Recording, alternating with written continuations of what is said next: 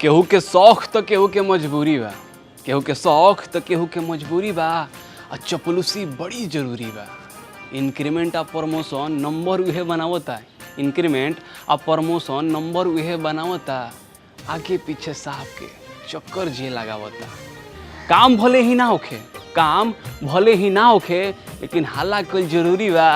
ए बाबू, चपलूसी बड़ी जरूरी बा।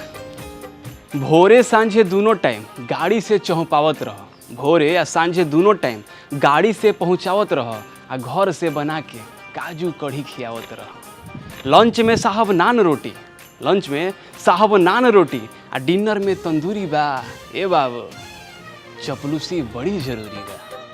उ जमाना गोइल, कलजुग अब चलत बा। उ जौन जमाना रहे उ गोइल, कलजुग अब चलत बा। सांप मूस के बिल में आदमी अब रहत बा। देखो, एक जन के जगह पर 10-10 गो मुड़ी बा। एक जन के जगह पर 10-10 गो मुड़ी बा। ए बाबू, चपलूसी बड़ी जरूरी बा। सब रंग समा जाले जी हुजूरी के रंगोली में, सब रंग समा जाले जी हुजूरी के रंगोली में। साचो सबसे बेसी ताकत पाटी मीठ बोली में। मीठ बोले वालन के आज दोनों हाथ में पुआ पूरी बा।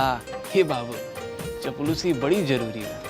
सीधवा आदमी का करे हेराइल अकिल बा, सीधवा आदमी का करे हेराइल अकिल बा।